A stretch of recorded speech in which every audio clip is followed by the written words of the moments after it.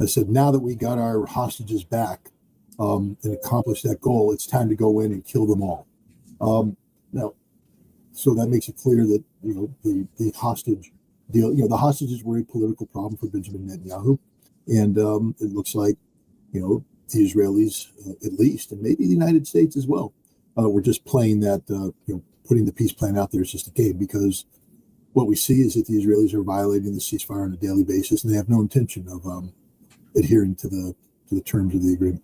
Was Trump in on this scam? I mean, now Hamas has given up. Look, from Hamas's perspective, this was a brilliant and successful military-style operation to deter and repel an unlawful occupier permitted under international law. Now they've given up one of their best tools, which is the hostages. Well, actually, no, the hostages were taken, and Hamas said so right from the start, as a currency of exchange for Palestinians held by the Israelis. And over 1,000 plus several hundred Palestinian prisoners, hostages, were released by Israel. And so the hostages served their purpose. It's a tragic purpose. I don't believe in hostage taking, but I know why I know why Hamas did it, because Israel kept imprisoning Gazan citizens, raping the girls. This is what they do. The Israelis are horrible, horrible people. I apologize. I'm sure there's some good ones out there, but when you tolerate a prison system that's designed to allow the guards to rape and film the rape of female prisoners so that they can blackmail them once they release them into society, saying, if you don't do our bidding, we will show this video, to your family and hope for an honor killing. This is how Israel works. This is how Israel thinks. And Hamas was able to free over 1,000 Palestinians held hostage by Israel. So no, the hostages, that's all they were there for. There was no other benefit for Hamas to maintain these people. They got what they wanted. They got what they intended. So what happens now? Jared Kushner's going to try and develop a portion of Gaza under the pretext that this is where the good Gazans, the one that wants to cooperate with Israel, will live. Hamas is going to be fighting and killing Israeli collaborators among them, and the IDF will be back bombing the daylights out of what remains in Gaza. Yeah, apparently the United States is dumber than dirt, and we know that Jared Kushner is dumber than dirt. He's not a very smart guy. He doesn't earn money; he has it given to him. And if people investigated that, they'd figure out that he was as corrupt as the day is long. This is just a naked effort at creating a state within a state. The Israelis have spent a lot of money, time, and effort to find Palestinians amongst the Gazan population who are willing to sell out. They have corrupted entire families. And now what they're going to do is bring these people, these collaborators, these traitors of the Palestinian cause together in a community that will be developed. And, the idea is this is something akin to what they did with the Southern Liberation Army, the force they created in Southern Lebanon when they invaded and occupied Southern Lebanon, the SLA. It was designed to provide a counterbalance to the Shia population. Ultimately, Hezbollah slaughtered them, kicked them out, and sent them back into Israel. And this will be the fate of the Gazan traitors. But, Trump is so ignorant that he didn't realize what the game was. If you remember early on, Hamas started executing these people in the streets. And Trump went, no, that's okay. They need a police force. And then when someone whispered in his ear, no, they're killing our guys, he was like, oh, we can't accept this. We will blow them to hell. This hasn't been done. You said, is Trump in on it?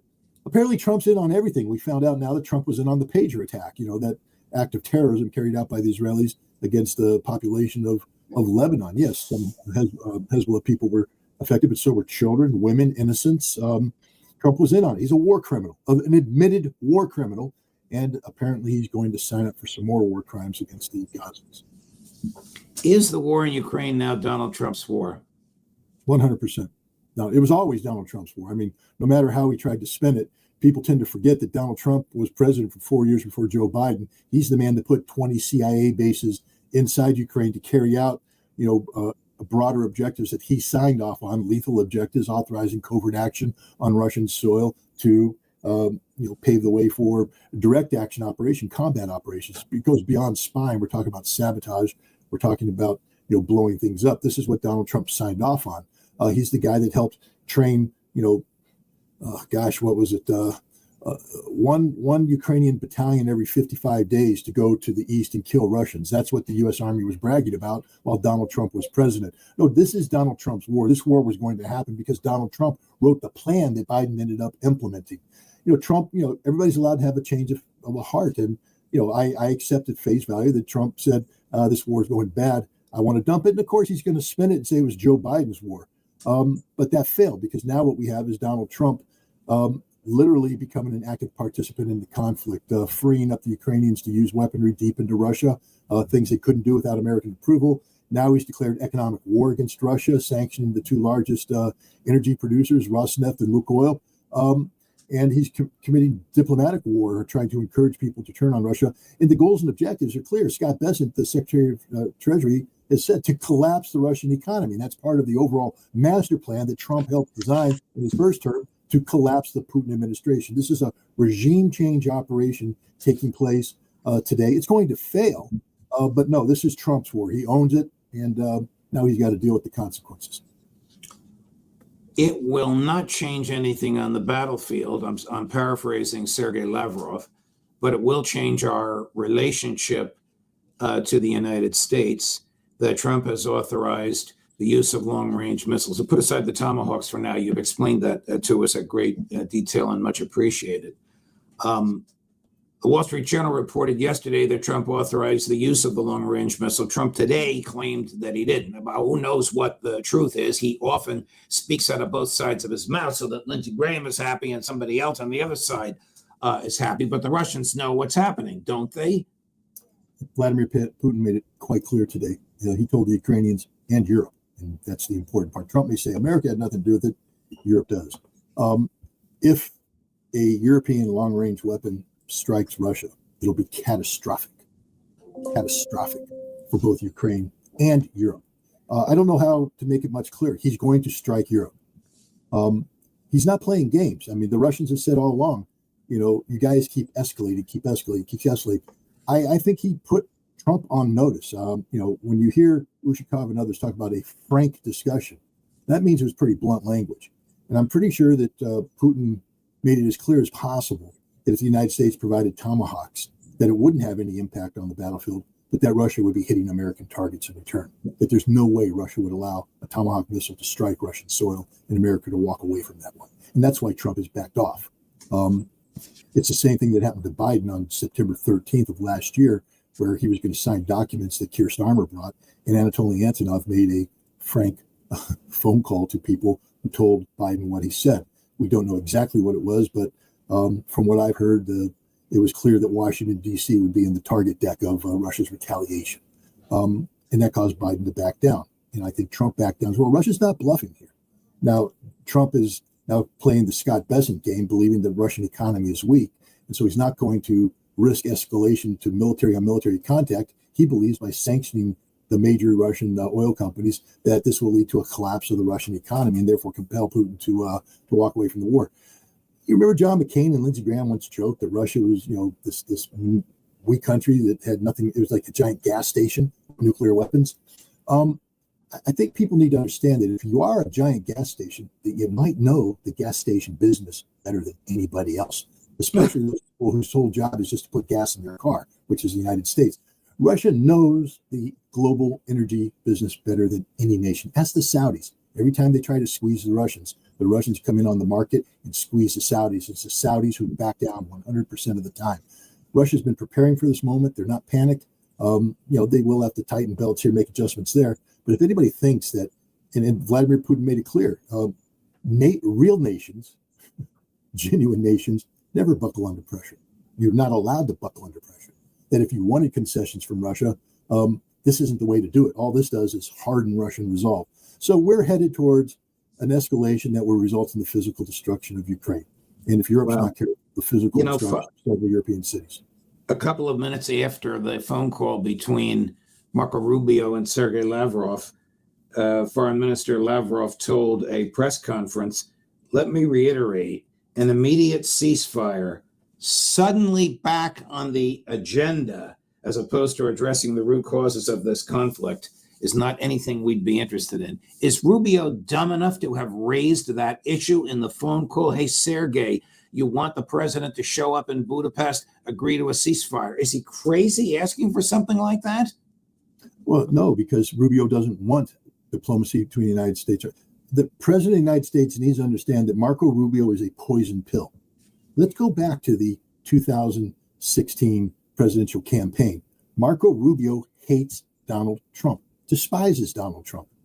The only reason why he is the Secretary of State is that Miriam Adelson's $100 million bribe to Donald Trump, which came with the name tag that said he has to be vice president. Trump went no. So they gave him the second best thing, Secretary of State. Rubio hates Trump. Rubio hates Russians almost as much as he hates Trump. Rubio will do nothing to make this policy work. He is the poison pill, just like Mike Pompeo was, just like John Bolton was. And Donald Trump is too stupid to understand that. I mean, it's so glaringly obvious that Marco Rubio is undermining any chance for peace with Russia. And yet Donald Trump continues to soldier along because he sold his soul to literally the devil, Miriam Adelson. Do we know who canceled the meeting in Budapest, the Russians or the Americans? The Americans canceled it. Now the Russians are saying, yeah, it's obvious that it's not going to. What the Russians are saying, it's not going to happen now. The Russians still believe in diplomacy. Look, the Russians are the adults in the room. And so, even now you have Russian diplomats saying, yeah, we'll continue to talk to the Americans. We have to leave a safety valve here. There has to be an off-ramp or else the consequences are inevitable, force on force. And so the Russians will continue to manage this situation properly until which time, Donald Trump, flips the other way. He's literally, the only thing that flips more than Donald Trump is a trout once you put him on the ground after pulling him out of the river. What is the status of matters on military status on the ground in Ukraine as we speak, approaching the tail end of October? Well, Judge, I wish you had been able to come to that dinner. With the general kicking me.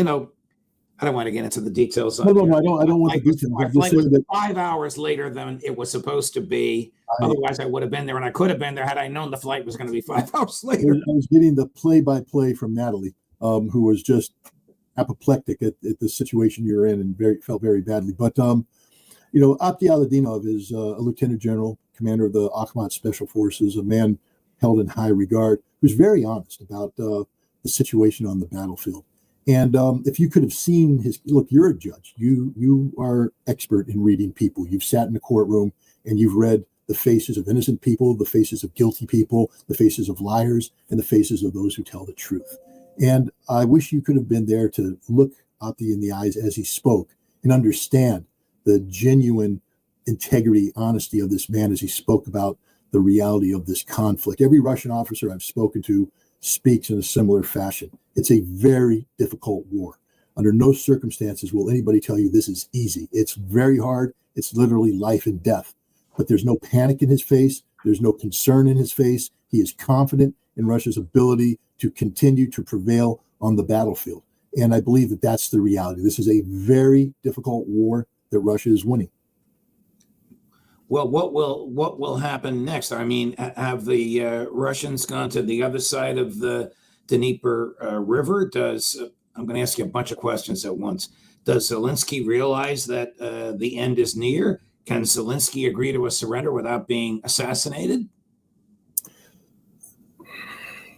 I don't know what Zelensky's fate. Let's start with on the ground. How close, in your view, is the Russian military to the achievement of the goals that President Putin set out? Look, it's a grind, but they're very close to capturing Pokrovsk. And when Pokrovsk falls, the Ukrainians have to fall back on Kramatorsk. They don't have the defensive fortifications built, so Kramatorsk will be rapidly closed in on, and then the Russians will do their similar double envelopment, leave an escape valve open, and then grind away at the middle and take Kramatorsk. At that point in time, the Donetsk region will collapse and the Ukrainians will fall back. How long this will take? The Russians aren't in the business of playing to the clock or the calendar. They're in the business of getting the results. And so this could take months, weeks. It could take the rest of the year. It could last into early next year.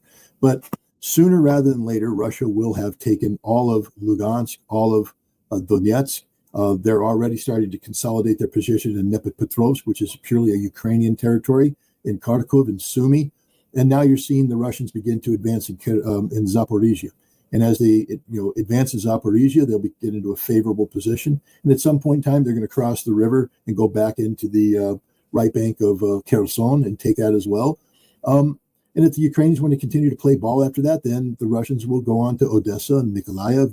They'll finish the occupation of Dnipropetrovsk, Kharkiv, Sumy. Now, on these Ukrainian territories, Russia doesn't care about the official delineation. They'll find the best defensible spot, and maybe they'll be willing to stop their advance there and do a ceasefire. But they will never agree to a ceasefire so long as Ukrainian forces are dug in on Russian soil, and the Russians view Kherson, Zaporizhia, Donetsk, and Lugansk in their totality to be part of Russia.